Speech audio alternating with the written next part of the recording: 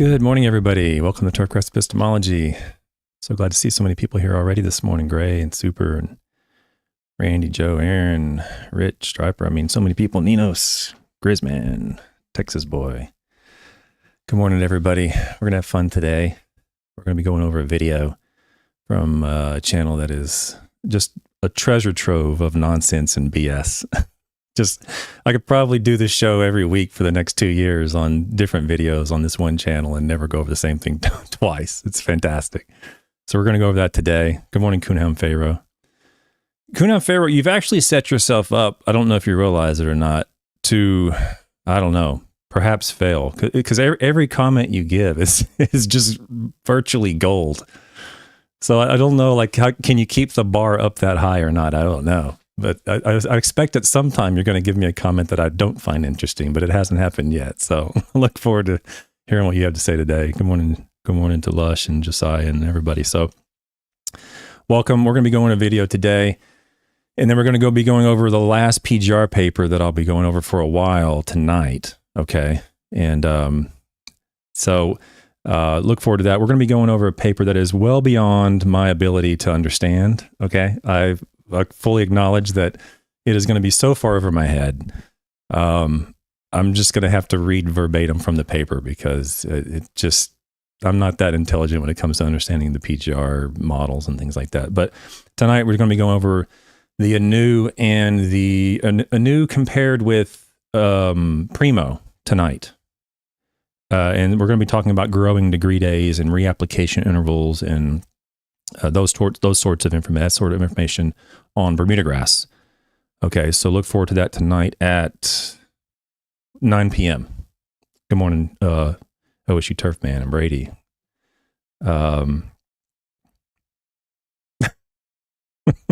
Yeah, that's true.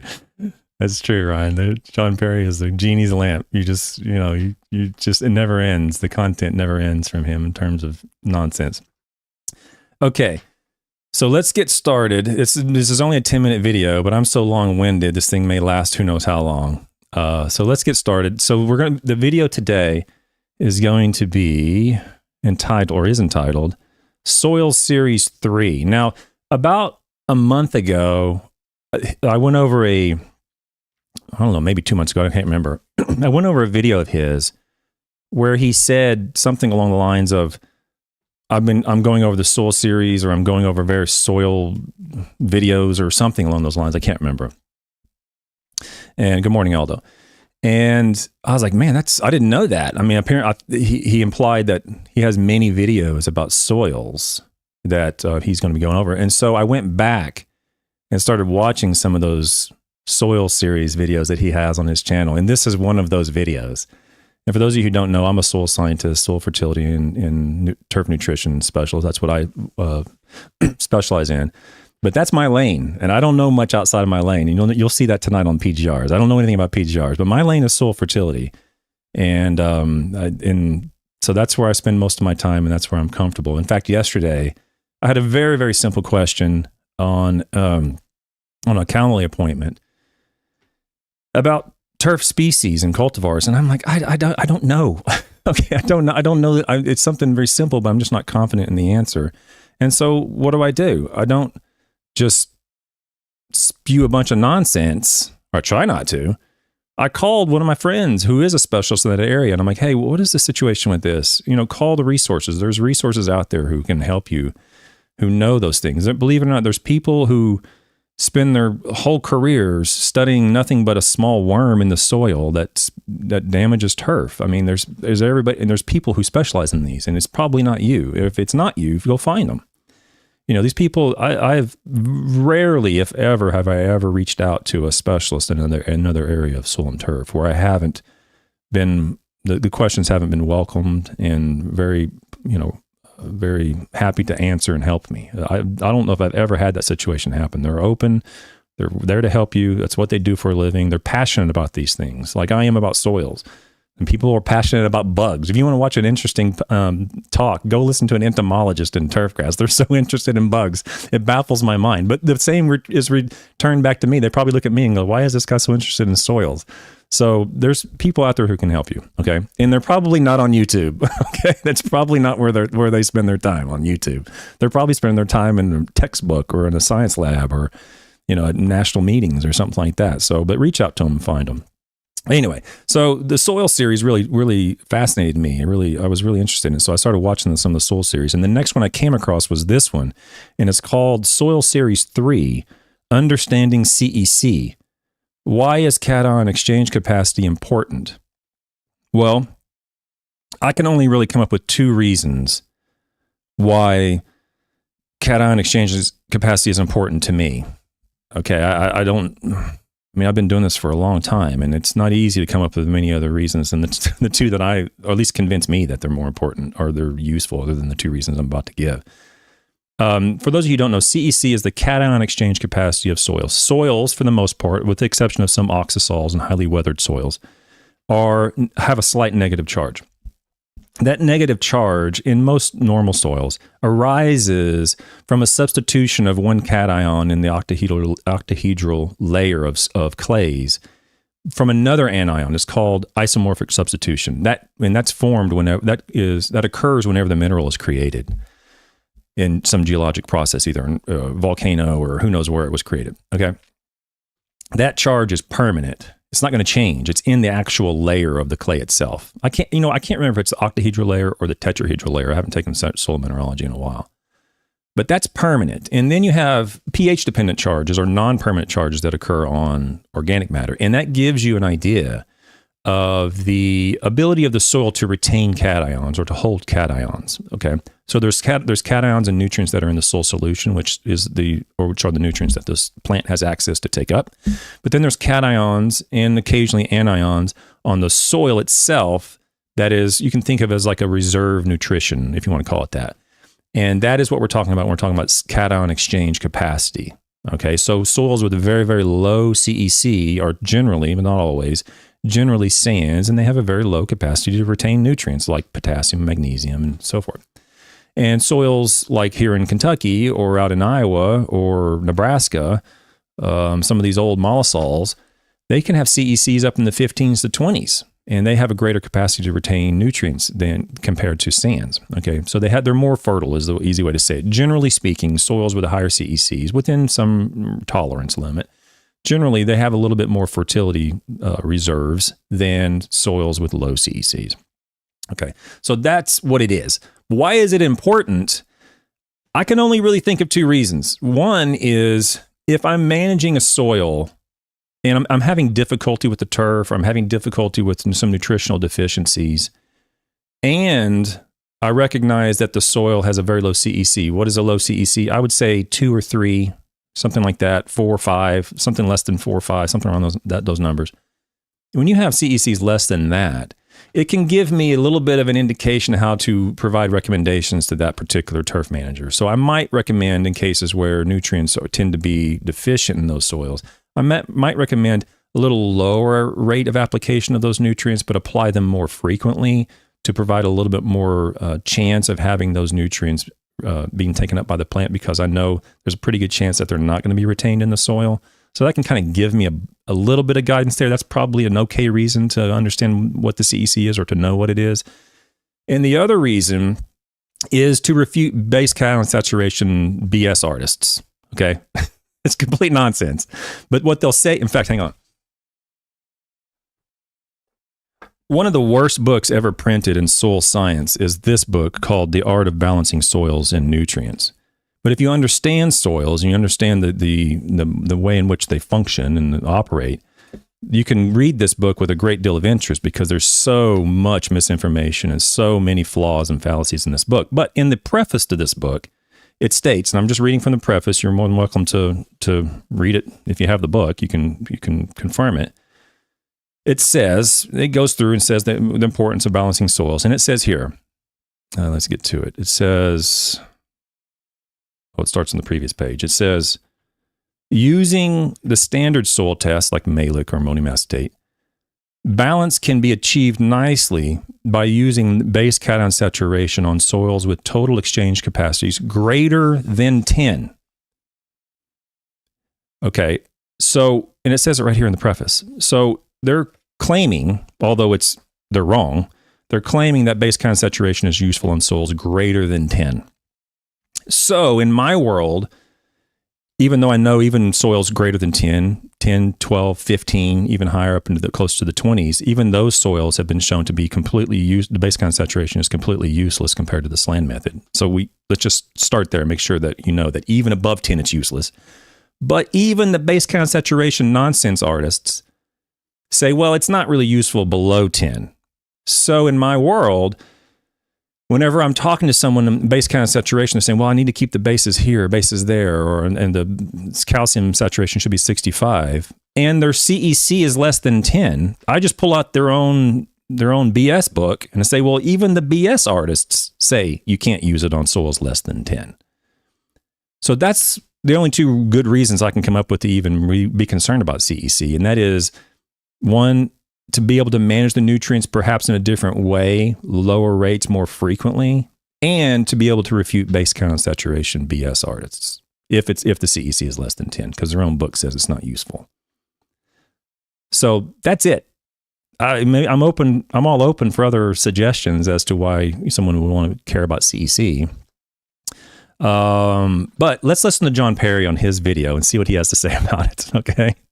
So, understanding CEC, why is cation exchange capacity important? I've given you my argument. Let's see what John Perry's argument is. Hey, what's up, everybody? Today I'm continuing. This is now sort of a part 3 on soils and fertility. Last week, posted 2 videos. The first one was about soils and structures, and the follow-up on that was about soil testing and reading those. I think I went, did I go over the soil testing one? I haven't watched the soil structure one. That one might be gold. That might be just a fertile ground of BS, pardon the pun. I'll have to go back and watch the soil structure one, because the soil structure is on the BS criteria, the Turfgrass criteria for BS disorder, the form. And it doesn't mean what he's saying is incorrect. I don't know. But when they're talking about adjusting soil structure or managing soil structure by applying calcium or some other magical element, that's where they start to venture into the world of BS, the BS disorder. They may be suffering from BS disorder. I think I received around 150 soil tests from different people. Oh, God, please don't send your soil test to John Perry. Please don't do that. Send your soil to a reputable lab and have it interpreted by a knowledgeable soil fertility specialist. And that's not John Perry, okay? Believe me, he's delusional. I've shown a video last time. He was actually saying last time that I forget now, he was on with Ryan Knorr, and he was conning Ryan into believing something about base count saturation. I can't remember now what it was. But he's thinking balancing soils, percentages of calcium, percentages of magnesium. He's delusional. He's down the rabbit hole. And so please don't go down that hole with him, okay? It's really hard to get back up that rabbit hole once you're down in the hole. A lot of you using the soil savvy tests, and many of you got a pretty similar response. Now, the soil savvy test is the flawed test. I believe. Let me look that up. I don't want to say something that's wrong. Let me look soil savvy. I think soil savvy isn't that the? Let me look here. I don't want to get that wrong. I could be wrong on that. I don't remember that. No, this isn't the test I thought it was. This might be something. This Phil provided jar. Oh, it is. Yeah. So they have. It looks like this is another scam soil test that uses a jar and an ion exchange bead. I can't see it. Yeah, it is. Okay, I see it now. So just let me pop this up on here and show you what I'm showing here. Is that the Soil Savvy kit uses a similar system as the My Soil kits and the other fraudulent scam processes, where they use this water in a jar and they extract the nutrients with an ion exchange resin. Oh, Aldo. Okay, you're on top of it, Aldo. I'm sorry, I'm not looking at the chat. So yeah, so it is a fraudulent grift is what it is. And so please don't use that. And so let's go back to here. So what he was saying is the Soil Savvy kit. So whatever, in fact, I was on yesterday with one of the members, and he can speak up if he wants to. It makes no difference to me. But he was on yesterday, and he asked me. He was very open, and I love people who acknowledge, hey, you know what? I don't know anything about this. Please help me, and we can start from scratch. If you make mistakes, not a problem. I make mistakes. Everybody makes mistakes, but we don't want to continue to make those same mistakes in some sort of arrogant and egotistical and stubborn way because I'm right and you're wrong. And what we said yesterday is like, I took this test. Should I be using it or not, or is it useful or not? And it was one of these tests, and I said, no, don't use that. Let's start fresh. Let's start, using the tests that have evidence to support them. And so that's what we're going to start doing. But I can't interpret those tests. Neither can they, at least accurately. They'll act like they're interpreting it. But please don't use those Soil Savvy tests or I believe it's My Soil or Soil Lab or something like that. Those ion exchange tests. And as I mentioned before, just so we're on the same page, they may be the most useful tests at some point in the future that may be far more valuable than the existing tests. But as it exists right now, we have no reason to believe that they are because we do not know the correlation between the numbers we pull off of that test and a turf response. We don't have that. And I actually showed a paper on that, exactly how soil scientists choose soil tests. It's based upon the correlation of the test value with the plant response. Okay, and it's not always the same extractant. We talk about Malic 3 all the time. It's not always Malic 3 that's the most useful for you or the highest correlated to your turf response. It may be a Bray. It may be an Olson with phosphorus. Okay, so it's not always Malic 3. However, Malic 3 is generally becoming more and more common because of its consistency and its usefulness across a variety of nutrients at given pHs. Okay, having said that, Soil Savvy, please ignore that. If you have the test, I'm sorry you went down those roads. I'm sorry you bought them and used them. But, don't throw good money after bad. Let's just chalk that up to a mistake we made, no problem, and let's move forward with the proper soil tests as we continue. Here we go. Those tests, while they do measure a nutrient load in the soil, there was no reading for organic matter, and there was no reading for CECs. As I mentioned in my prior video, those are two of the important keys that I look for. I want to see CEC, OM, and pH. So CEC, OM, and pH. Okay, I don't really care about CEC unless you have a problem and it's exceptionally low. Organic matter, I mean, not really. I don't really look at organic matter at all. I mean, I guess in some strain, if you have a problem and I'm going down my mental checklist on a soil test list, eventually I will get to organic matter, but it's not the first. It's not the first at all. And what is the other one? pH. So pH, that is of concern to me. That's usually the first thing that I look at. Not because I'm really thinking, it could be changing nutrient solubility and micronutrients aren't available at 7 and all these other crazy things that you may be convinced are true. I don't think that way. What I'm thinking is the pH has such a massive influence on turf production and growth, primarily as a result of microbial activity. If you have the pHs way down low, the microbial activity is going to be much lower than if the pH was higher, closer to say 6.5 or 7. And a lot of the nutrient conversions like sulfur, ammonium, like nitrate, these conversions are microbially mediated. And so when the microbes aren't active, those reactions aren't going to occur. So that's what I'm thinking of. Are we extreme? Are we below 5? Are we above 8? And if we're above 8, are we above 8.5? If we're above 8.5, are we talking 9s? Because that's going to give me an indication of how to provide recommendations to lower that. The recommendation to lower pH at 8.5 is very, very different than if it's at 9 or 9.5. Those are two completely different approaches based upon the initial pH level. Okay, so that's kind of why I care about pH. I'm not thinking my phosphorus is not available at 6 or 5.5. I'm not thinking that at all. I'm thinking microbial activity and all the reactions that they mediate in the soil, they change greatly with pH. Okay, so that's what I'm thinking. So he's right about pH. I do look at pH. But CEC and organic matter, I'm like, I'll use it if I don't find the problem before I get to it. But usually I find the issue or the concern long before I ever get to CEC or organic matter. Those are very key indicators to healthy, productive soil. So They can Today be. I'm going to talk about CECs. And it's interesting that this particular piece of soil fertility is so misunderstood or not just understood, period. So I did have a few people who asked me about that as well. So Okay, so let me just be completely clear here. I don't understand CECs, and I have a PhD in soil science, okay? So I've studied CECs and all the reactions and all this stuff, and I can assure you right now, if Dr. Silva was sitting here or Dr. McBride was sitting here, I wouldn't know jack squat compared to those guys. Okay, so they might argue that they don't even know that much about it. Okay, so let's just be clear. We're all sort of in the same boat to some degree. Yes, maybe some people know more than others, but CEC is, and even most soil activities and chemistry, we have just barely scratched the skin of the apple of knowledge in these worlds. Okay, we are woefully ignorant when it comes to many of these soil processes. Okay, so don't have any delusions thinking, these doctors know. No, we don't know everything. Okay, we don't.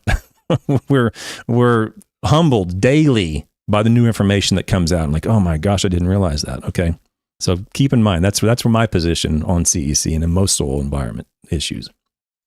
let's kind of start at the beginning of that. CEC, cation exchange capacity. So that is basically what your soil can do with nutrients. It's the amount of load that it can take. It's the amount of load that it can release. And not necessarily a judgment on total fertility of soil. That's somewhat of a misnomer. So some people would say, well, if I have a higher cation exchange soil, then I'll have more fertile soil. That's not necessarily true. Yeah, that's true what he's saying. That's, it's generally speaking, it probably is the case, but not always. This is basically measuring soil surfaces. Now, I have done presentations about soil surface area. Talking about sand and clay, and then also using our product to aerate. Okay, here we go. Let me stop there because he's talking about soil surfaces. The what he's saying in a pragmatic sense is accurate. Generally the soils that have larger surface areas are going to have higher CECs in a pragmatic sense, but that's not always the case. Okay, you can grind up sands into the same particle size as clays, and they're not going to have the same CECs as clays because the sand is silicon dioxide. It doesn't have the tetrahedral and octahedral layers of clays where a lot of the CEC originates from. Okay, so in a pragmatic sense, though, he's fine. Now, what did he say just just after that? Though he said something that struck my interest. Surface area, talking about sand and clay, and then also using our product to aerate on these different soil types and how it kind of opens things up. It doesn't. Okay, just to be clear. Okay, there's no evidence to indicate that it does. And I mentioned this just the other day that there's a poster. The only information I'm aware of in the scientific literature is a poster that was presented at the Agronomy Society of America a few years back. And it said basically that aerate actually increased compaction. Okay, it concluded that aerate was not a substitution for mechanical aeration. And so what I wanted to do was I wanted to get that poster because I could only read the abstract. And so I couldn't find the poster. I reached out to one of the authors and I said, hey, do you happen to have this poster from like 2 or 3 years ago? I'd love to have it because I can only find the abstract. And he said, I don't even think I have it anymore. But I have a publication coming out in Agronomy Journal at the beginning of next year. It's already been accepted. I'm just going through the final revisions on liquid aeration, on this aerate product. And it was a 3-year study published in one of our top tier journals. And so I'm looking forward to reviewing that paper as soon as it comes out. If the author can't come on and talk about it himself, it is what it is. But I'll go over it the first day it comes out, the first day I see it.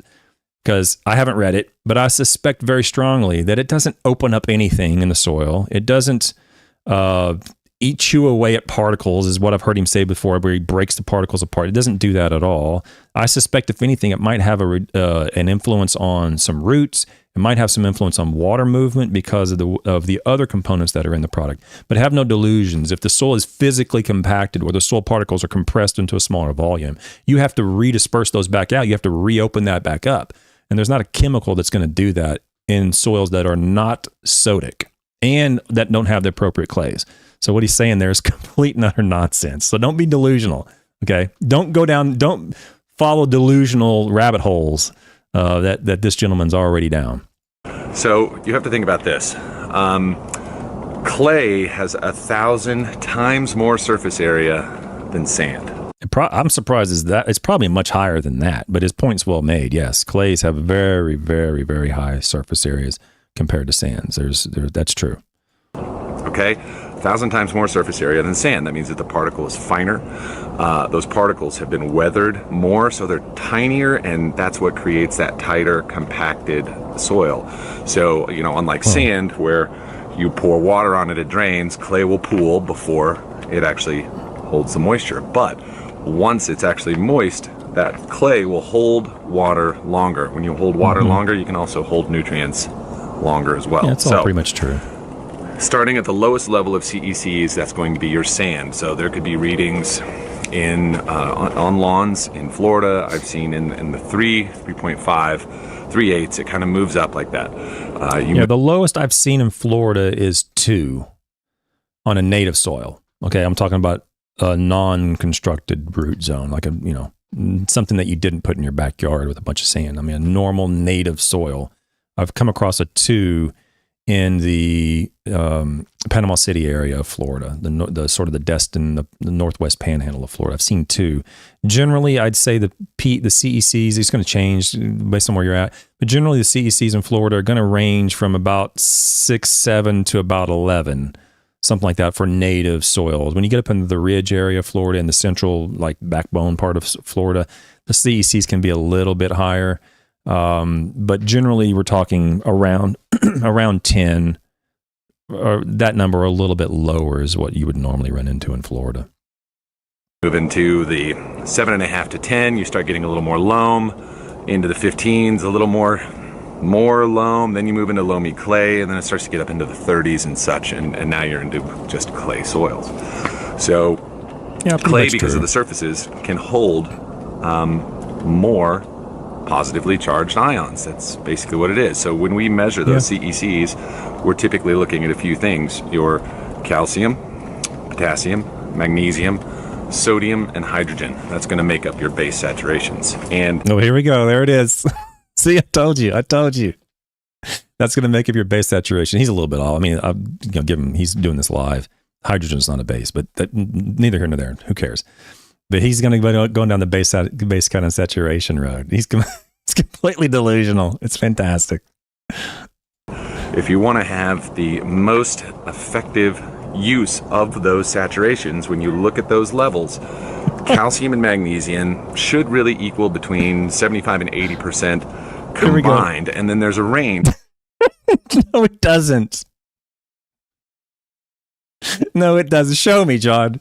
Show me. I've shown my evidence. I've shown my argument for a month or more. I went over base kind of saturation. I went into the original articles from the original authors who created it back from as late as 1945. Actually, 45 or 43, I can't remember, during the war or just after the World War II. And there is not a shred of evidence to support that at all. In fact, the one paper that really started it was the Bear 45 paper. And in that paper, he claims that these ratios, what John's saying, these ratios, 65% and all this other stuff. In that paper, Dr. Bear claims that. But in the same exact paper, there is no evidence to say there's 65% calcium. 0, literally in that paper. Go back and look at that article I went over and the episode that I went over that on. And in the same paper, there's data to support the sufficiency level. You can see the cliff drop off if you actually graph Dr. Bear's data on, in this case, it was alfalfa yield. And I think it was, I don't remember if it was phosphorus or potassium. I can't remember. You can go back and look. Calcium. I can't remember what he was what he was measuring on that particular graph. But I graphed it. I took the data out of the article and I actually put it on a graph, and you can see it plain as day. The cliff, plain as day in the same paper. Okay, so you don't need to worry about calcium, magnesium balancing and percentages or anything like that at all. There is literally, I mean, and I've said this before, it's hard as a scientist to make hard claims, hard conclusions, but there is 0 I'm saying this. There is zero supporting evidence for base cation saturation, and there is literally a mountain of refuting evidence. Every time we've done this, and it's been set up correctly, the studies have been properly designed and properly executed. We see the same thing over and over and over, and that is, yes, crops will grow fine under base cation saturation. Turf grass will grow fine under base cation saturation, but you will do so using a tremendous amount of more nutrients, and it'll cost you a lot more money than if you just follow the sufficiency level approach. Okay, that is the overwhelming consensus by specialists in this area. So don't worry about what Dr. John's saying here about calcium and magnesium need to be 75%. It's completely inaccurate. Completely inaccurate. Nothing at all to support that statement at all. Between where those should be onto which way is going to tip it a different direction. So if I see calcium at, say, 80%, I know that this soil is going to be high pH. It's actually going to have a harder time moving certain nutrients through, especially on the lower pH side, which would be complexing metals.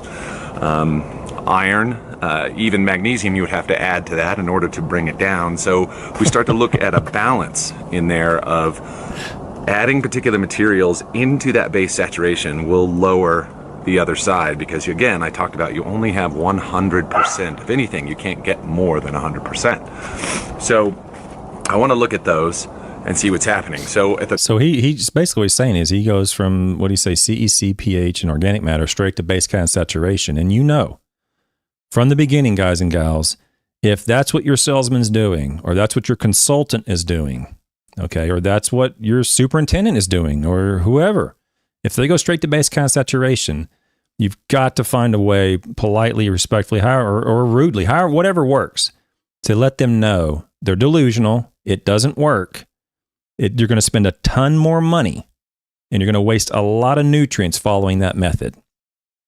And you're going to end up with the same exact response as if you just follow the SLAN method. So you know that is on the BS criteria for sure. Base cation saturation, you got to balance your nutrients. Okay, there is. I mean, I bet if you, let's say there's 500 soil fertility specialists in the United States. I don't know, say there's 1,000.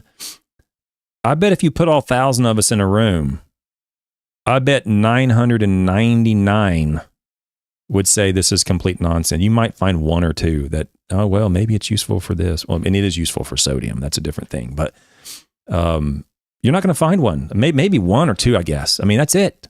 Okay? And these are people that have spent their entire lives, decades, studying this issue. And they all just blow it off like it's complete nonsense because the evidence is so overwhelming. It's so massive in terms of its refuting power. And there's not an ounce of supporting evidence. It's useless. So please, when you hear this, I mean, if you want to help him, I guess you can try to help him understand why he's incorrect. But at bare minimum, go to somebody else. Just go find another salesman or another company or another colleague or another consultant or somebody else, because they are delusional. Top of the cation exchange, when we're looking at clay at the highest levels, there's one more category, and that's humus. So when I say I'd like to see your organic matter, this is why.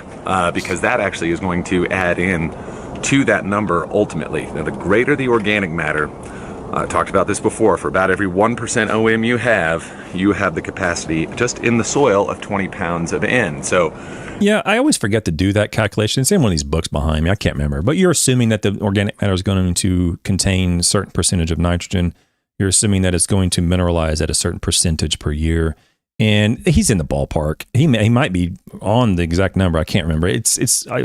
Back of my mind, it's somewhere around that number. So his point is the organic matter is going to mineralize. It's going to break down over time. And because it has nitrogen in it, it's going to release some nitrogen available to be taken up by the plant. And I showed that down in South Florida. We have these really high organic matter soils in some locations in South Florida. And my graduate student down there did some work down there on Bermuda grass. And we found, was it Bermuda grass?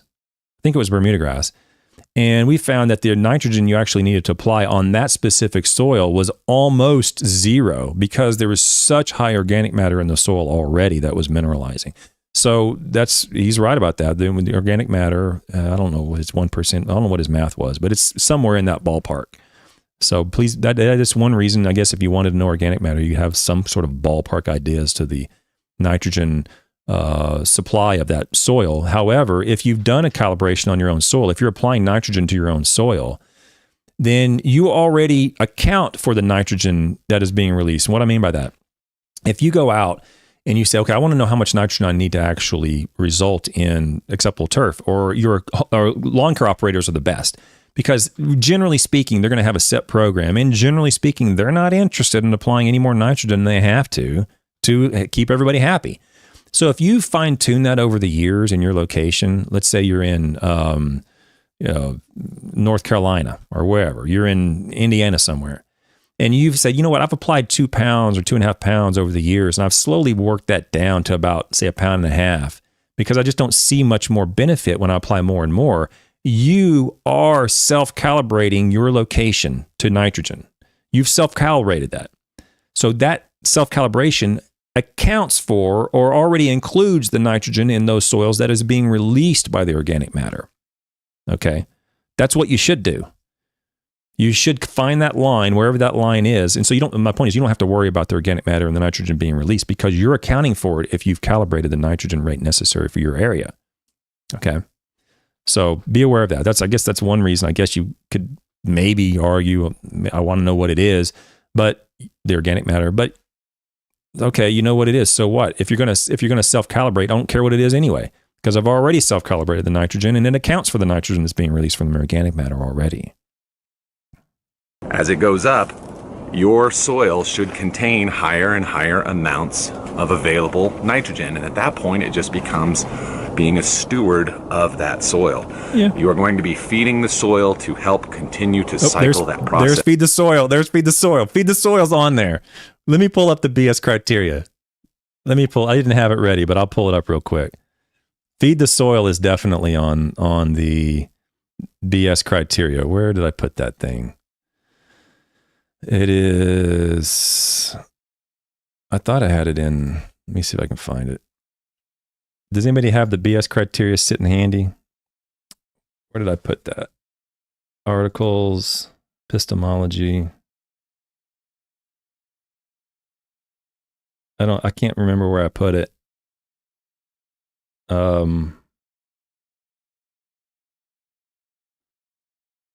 Might take me a little bit to find it. What was I going over? Was I going over?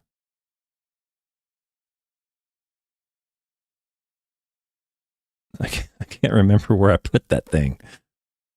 I'll have to find it but maybe I can remember where it is before the end of the show. But the checklist for BS criteria, feed the soil, is on there. So that's a couple of checks. Okay, he's already used aerate. That's the liquid aeration. He's already used base count of saturation, balance on the soil. That's 2. And then feed the soil. That's 3. So we know he's already checked 3 boxes, and you need 3 boxes to diagnose him with BS disorder. So we're not even halfway through the video yet.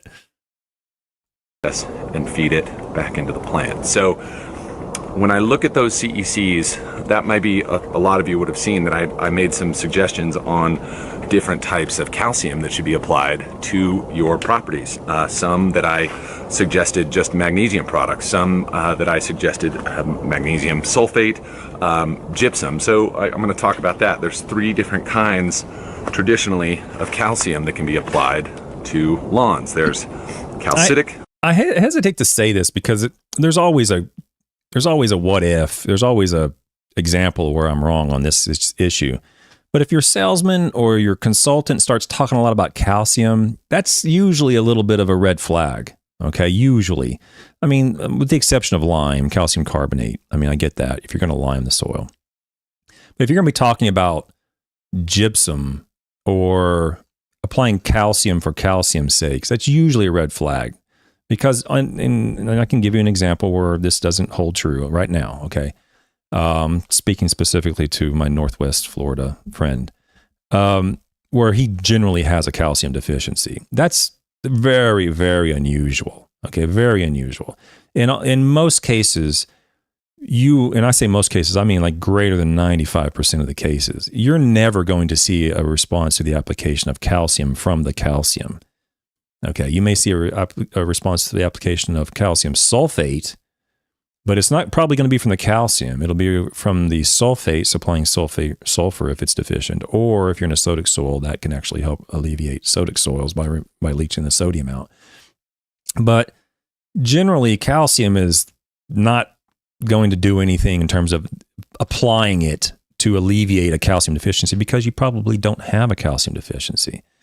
Okay, calcium's everywhere. Okay, and it's fairly easy to see in the turfgrass tissue if there's a deficiency. All you got to do is look at one of the newer leaves, and if you see the tips of those newer leaves be like a rosy red color, or like a darkish rosy red, and it's sort of like laying there, sort of flat and flopped over the tip of the leaf, you probably have a calcium deficiency. And if you back that up with a soil test, and your soil Malic 3 levels are say less than say 250, 300, then it's possible you have a calcium deficiency.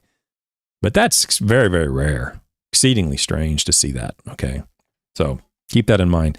Like I said, I hesitate to say calcium as a BS criteria because, I mean, there are some situations where it can be useful, but generally, when I hear someone's talking about calcium, I'm like, uh-oh, that's already, now you got my interest because why are you talking about calcium? Where have you heard that from? Because it's usually not necessary. Limestone, dolomitic limestone, and gypsum, and they all do different things. Calcitic and dolomitic are both bent to raise pH. You're putting a high amount of calcium out there. But with calcitic limestone, we're running 31%, say, calcium in that material, negligible magnesium. When you move into dolomitic, you actually are adding more magnesium. So if you have a deficiency in the magnesium side, I might be recommending that along with the calcium in order to bring the pH up, because magnesium has a greater effect on pH than calcium. So most of that's true. I'm not going to go down the magnesium having an effect on pH. I've done that so many times, I'm getting sick of it. But what he's saying about the calcium in lime and the magnesium and dolomite and all that stuff's accurate. I'm not really sure why I would ever want to apply magnesium.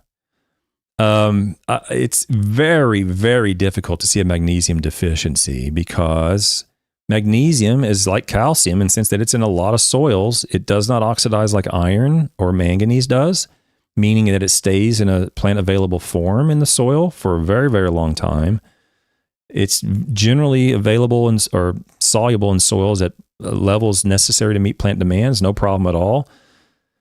We've done work with magnesium granulars, magnesium foliars, and you just don't really see a whole lot from the application of magnesium.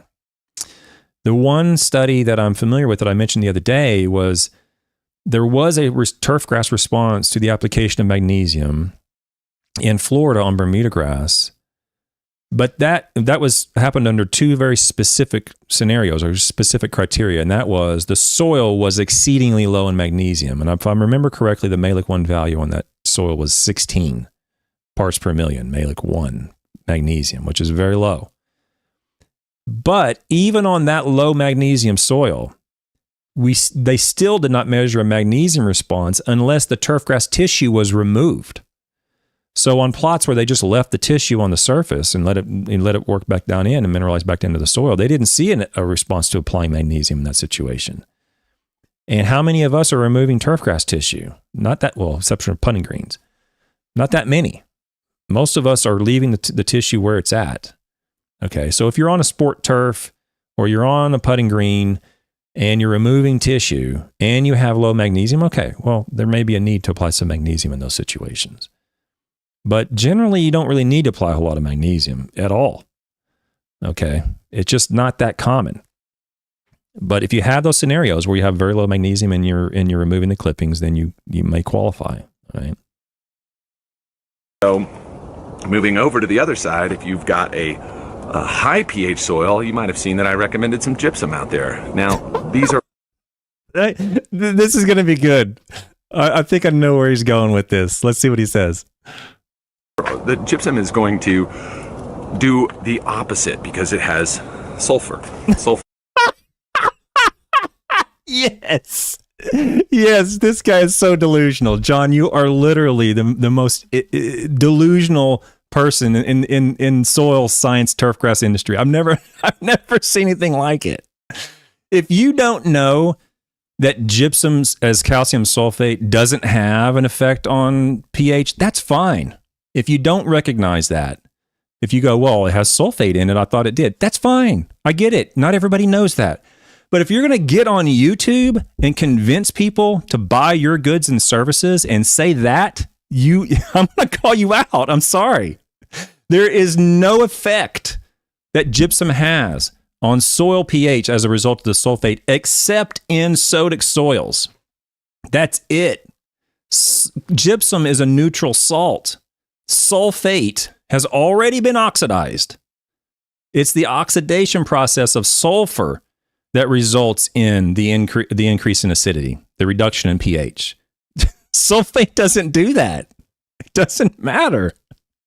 And even in cases where it reduces pH in sodic soils, it's not because it's the sulfur. It's because it has to do with the solubility of sodium sulfate relative to things like calcium sulfate, where the calcium sulfate will dissolve in pH is greater than 8.5.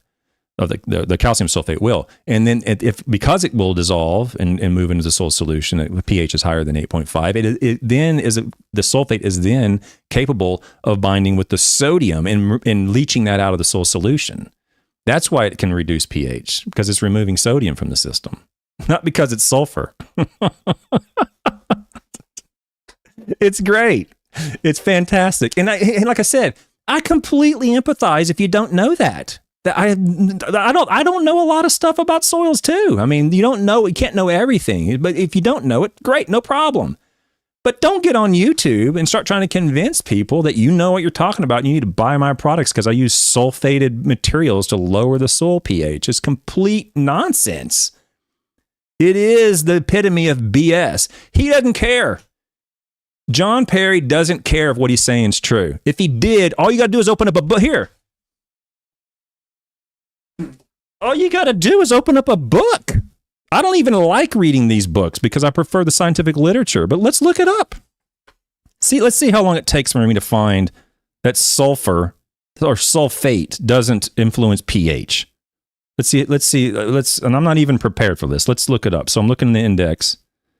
Let's see if I can find, it. 236. Let's see if I can find it on 236. I put myself on the spot here. I could be shooting myself in the foot here. I don't know if I'm going to be able to do it in a reasonable time. Oh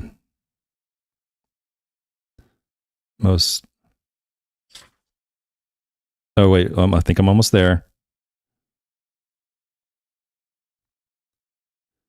Oh, here it is. I found it. So we'll stop the clock. Stop the clock. I'm going to read this paragraph. As sulfur is oxidized by thiobacillus, hydrogen ions are produced that can acidify the soil.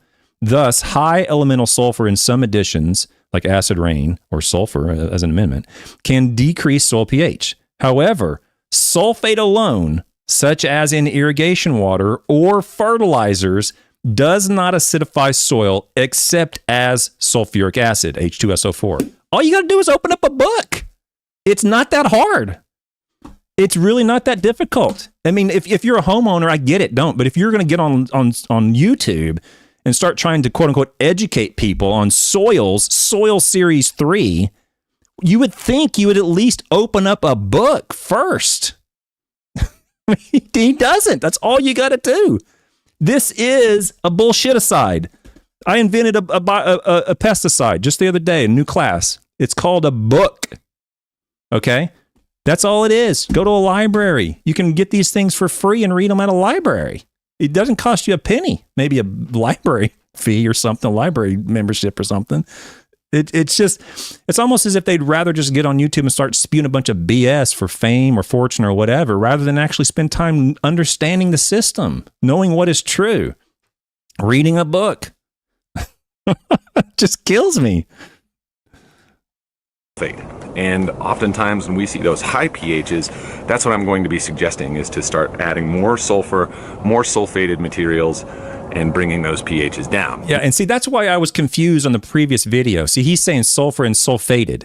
And I was confused on a previous video because I thought he said the same thing. I thought he said sulfur and sulfated materials, and he's conflating the two. They're not the same, John, when it comes to pH. It's not the same.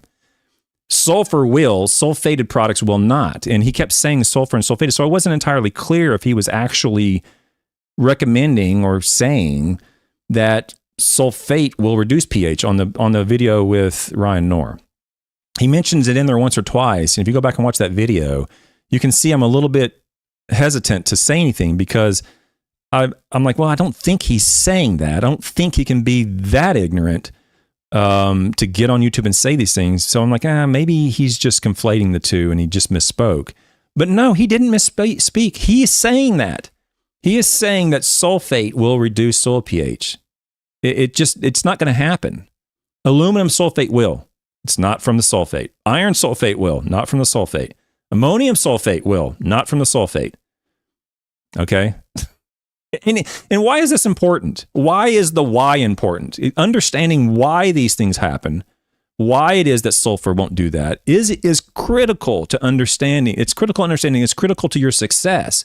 Because if you know that, if I'm using sulfate as an example, if you know that sulfate won't do that, then you can make a wise decision. You can make an agronomic and an economic decision that's in your financial best interests to alleviate, let's say you had a sulfur deficiency. You can do that with sulfur or sulfate. But let's say you had a pH issue. You can make a better decision if you understand the whys. You can better manage your turfgrass soil system more effectively, more efficiently, financially, and agronomically if you understand the whys. That's why it's important to us. We need to understand the whys. And I get it. You're not going to spend 10 years or 8 years in college like some of us do to understand the whys. I get it. Okay, you're better at other things. You're not going to necessarily do that. But on some fundamentals, the fundamentals of water, light, temperature, injury, fertile soils, the fundamentals of fertile soils, some of these fundamentals are not that difficult to find. You can do it fairly quickly, okay? But don't go to YouTube. Don't do that. Go to your extension office. The links to all the extension office, the turfgrass programs in the universities in the United States are in the description of every video. There's a PDF, and you can click on that PDF. It opens up, and you can look at all the turfgrass programs in the United States. Go to one of them and ask them, okay? Those are resources that are valuable. The extension publications at the universities, those are peer-reviewed. Some of them contain errors. I get it.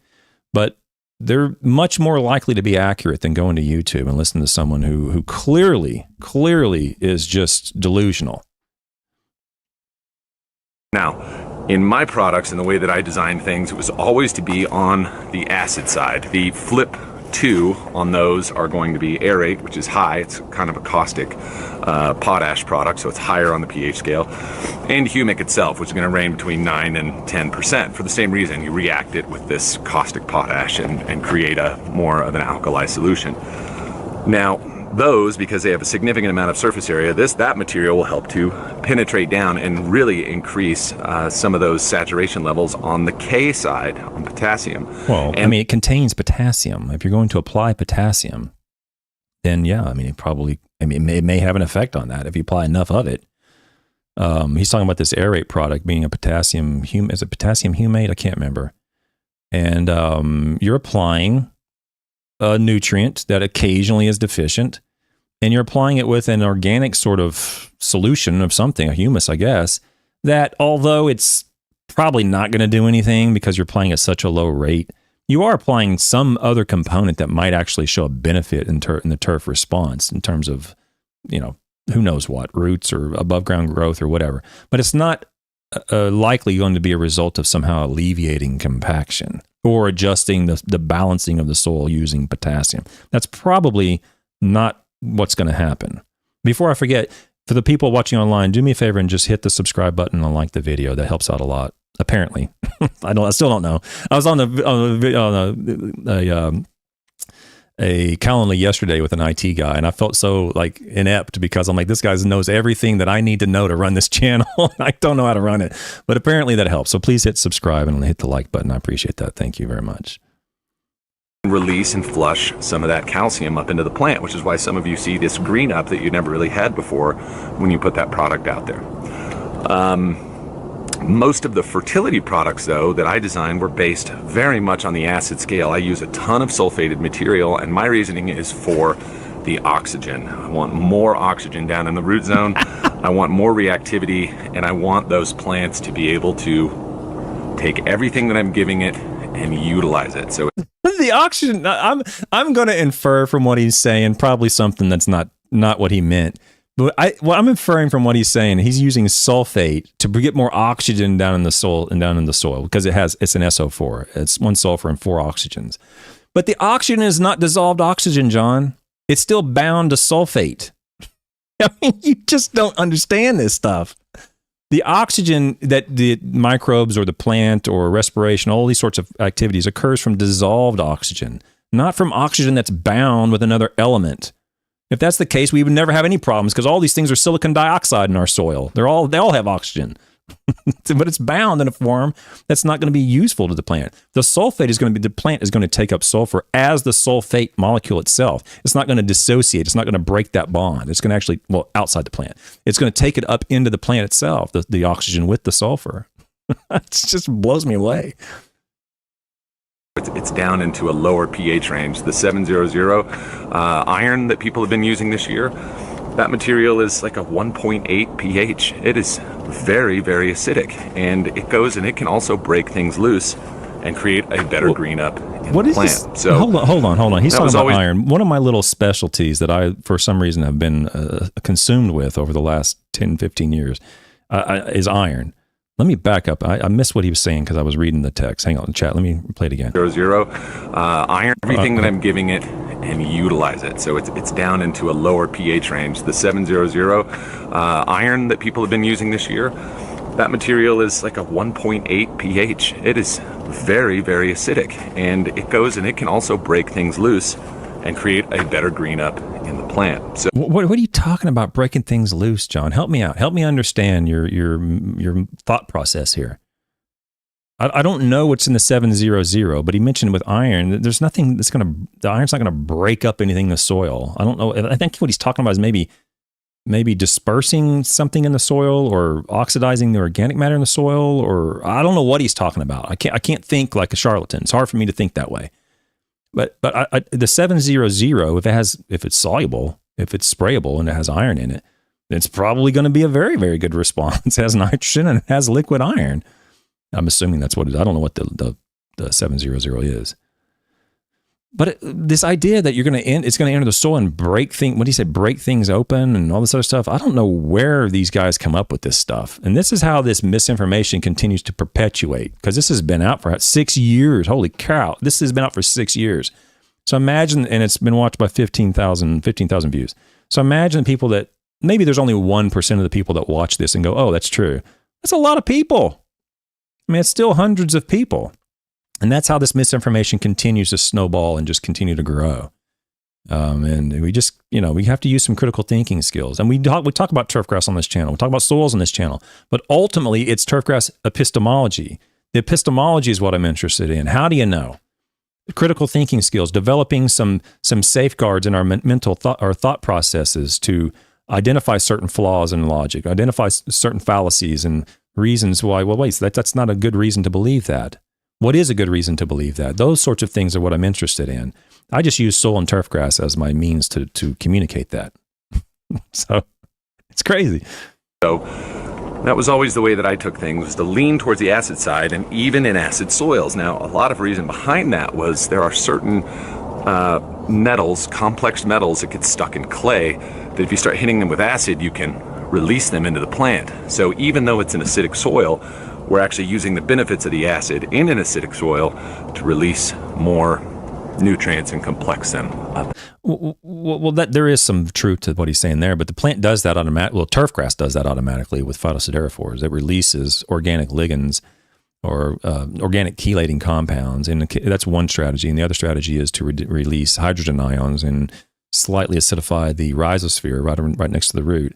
And that process can help solubilize some nutrients that would otherwise not have been able to be taken up. So that part is true. I'm not exactly sure if he's saying his products are doing that.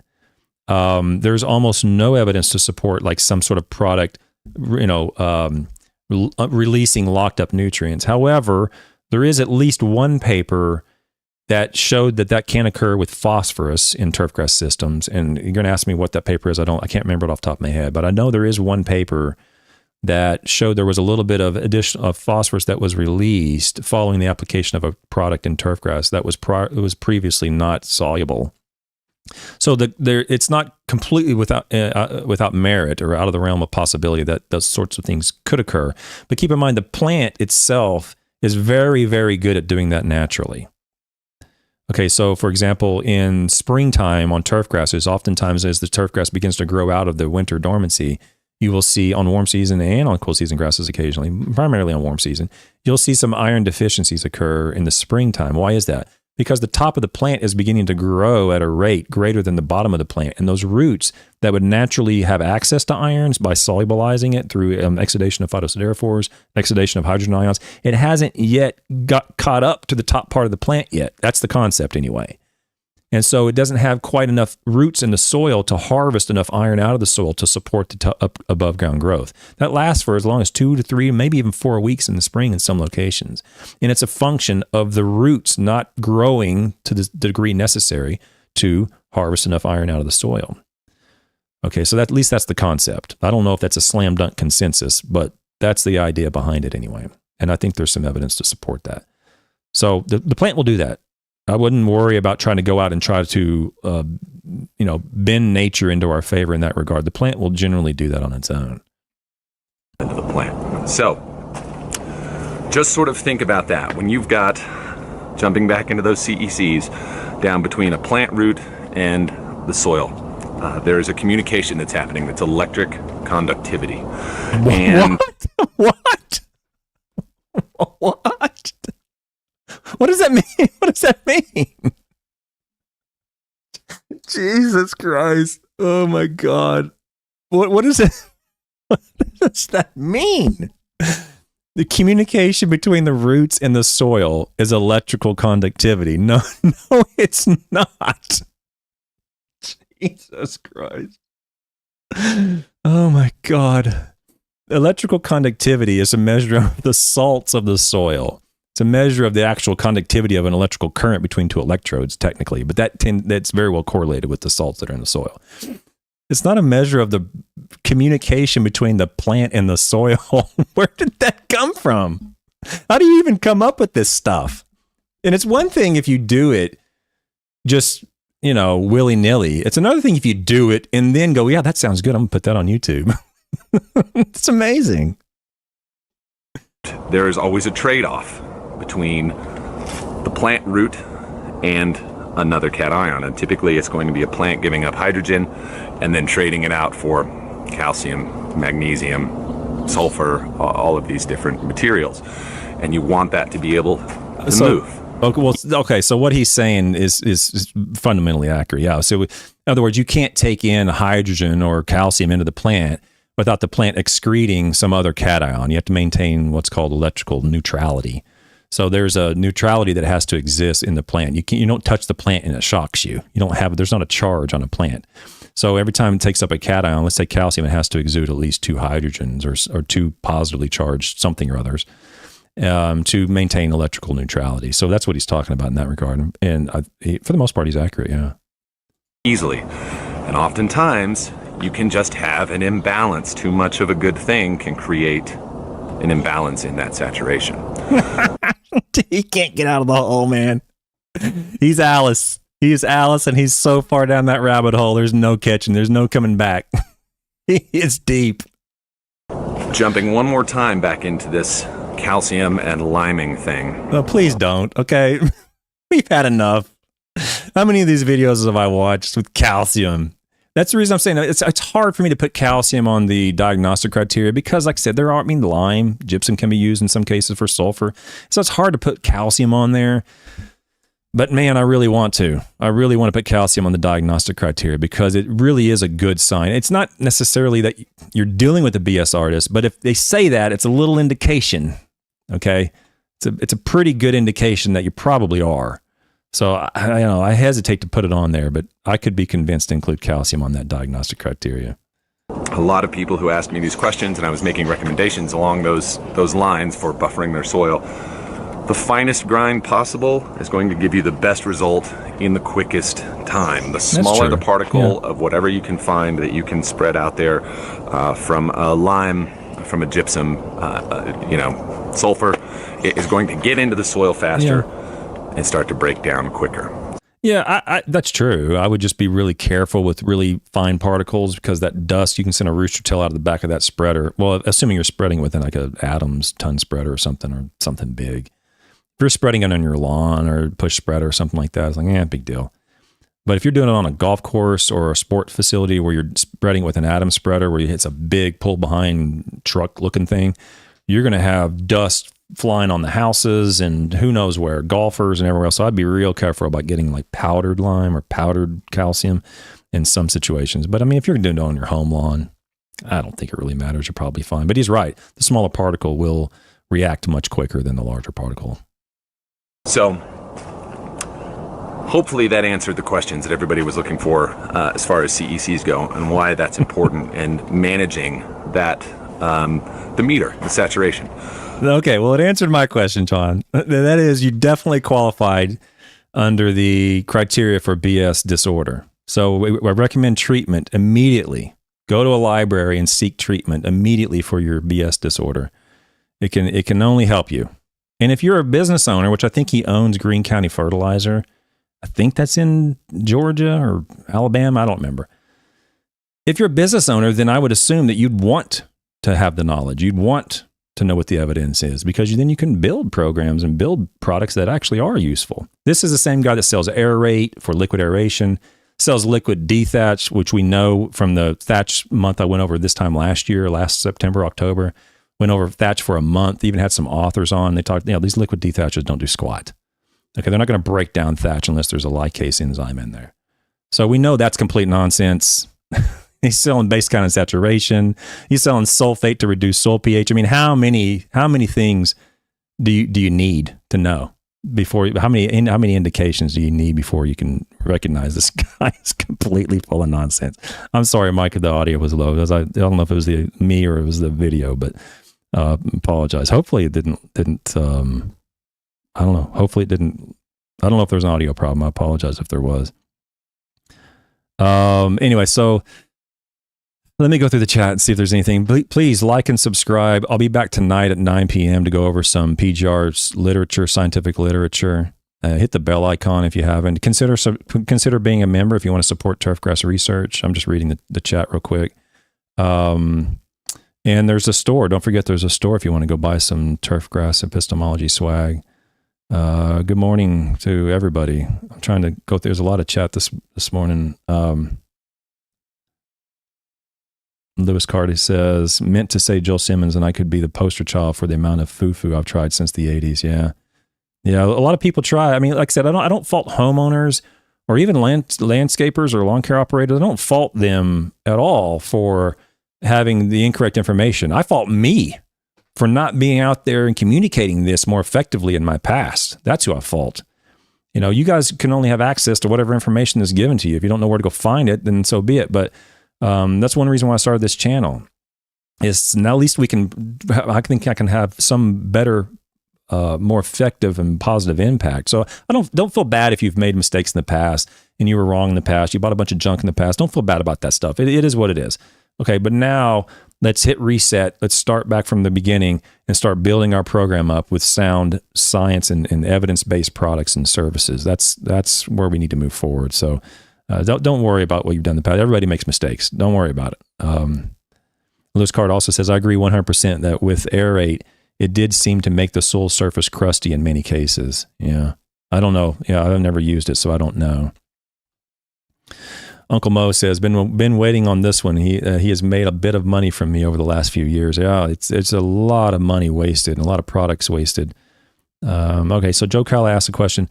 Doc, any concerns about too much magnesium? Dolomitic lime is way cheaper here in New England than calcitic lime for whatever reason. Oh, that's a good question, Joe. So what I'm inferring from your question is, well, I might not need the magnesium, but dolomitic lime's cheaper than regular lime, so I can just use that instead. But is there any problem applying too much magnesium? I'm not aware of any magnesium problem with too much magnesium. Okay. The BS artists and the con artists with base saturation will say, well, too much magnesium, you're going to have a really hard soil, really hard compacted soil if you have too much magnesium. That's all nonsense. It's all BS. There's no evidence to support it, or at least if they want to, send me some evidence. because I'm only aware of one paper that showed anything.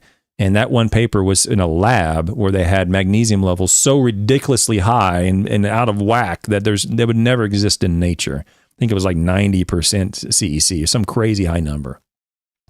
But I'm not aware of any toxicity to magnesium, and only in the most strange and bizarre, unnatural settings would high magnesium be a problem in your soil. So I wouldn't worry about that, Joe. If you have access to dolomite and that's the least expensive source, that's what I would go with. Yeah.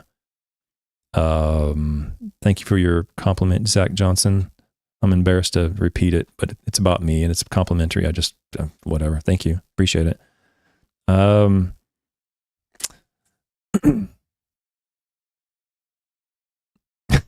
See, Kuna Pharaoh, you lived up to your reputation. Kuna Pharaoh says, I know all about acid. I still have the flashbacks every time. I'm telling you. Every time, Coonhound, you have a comment that always makes me laugh. Yeah, I never did LSD. I never tried that, but I know it's I hear you can have flashbacks years and years later. So anyway, that's funny. Sorry, maybe I don't know if I should mention that or not on the internet, on YouTube. Maybe they block it. I don't know. Yeah, so Sydney Whitaker says, very typical for centipede yellowing in the spring. You're talking about yellowing in the spring. That happens with St. Augustine grass, happens with Bermuda grass, happens with centipede grass. It can happen with zoysia grass. Really, warm season grasses in the spring, it's very, very common. You can put your calendar to it. I'll tell you right now, depending on where you're at, let's just say you're in North Florida. I can tell you right now, in April, I'm going to get phone calls and emails from people saying, oh, my grass is looking yellow. It looks like it's iron chlorotic. I'm telling you right now, that's going to happen. And the reason is because it's wanting to grow. The top growth is wanting to grow, but the roots have not yet really started to kick it in yet. And that's the other reason why I'm convinced that that's the reason, because you'll eventually see it work itself out of it. And I'm convinced it's because the roots have then started to grow and penetrated the soil further and have access to more and more iron and be able to solubilize that to a degree that is sufficient for the plant's needs. So yeah, you'll see it in a lot of different turf grasses. Yeah, Lewis Carson, you got to send me an email. Feel free to send me an email. Yeah. I had a calendar yesterday with a gentleman, really nice gentleman, and he told me the money he's been spending on some of this stuff, and I just like, oh man, my heart just sank. It's really, really a shame that so many people are convinced by these charlatans and grifters and hucksters. It's just, it's a sad thing. It really is. So, for cleaning my aerate is useful for cleaning your spray tank. Oh, okay. That might be true, Josiah. I don't know. If it is a high pH, it may have some sort of effect on solubilizing like dyes and things that may be necessary to clean your spray tank. So that I don't know, that might be true. That's a good point, Josiah. That could be useful in that regard, but not in terms of aerating the soil. At least we haven't seen any evidence to support that. And I think in a couple of months we're going to have evidence to refute it, but we'll hold tight and see what happens. So, all right, guys. That's all right. Oh, well, last one. In reality, most folks, Mark F., really good comment. In reality, most folks can just limit their lawn applications to basic nitrogen fert and be fine. And that is true in most situations. It's a little bit of nitrogen. Anything else that comes up, nutrition-wise at least, is easily diagnosed, easily alleviated, and rarely, if ever, will you see death from a deficiency in nutrients. I've never seen that. I'm not aware of that. So it's not like water where you shut the water off and it'll eventually die. The nutrient deficiencies almost never result in death, and they're very rapidly recovered from the deficiency. Just a little bit of phosphorus or a little bit of potassium, and it doesn't take months. It usually takes days or weeks when you see that alleviation occur and the grass starts to recover if you do have the deficiency to begin with. So please be aware of that, guys. All right, guys, I'll let you go. I'll be back tonight. We go over some PGRs. Great crowd today, this morning. I'll see you guys later, about 10 or 11 hours. Bye. Have a good day.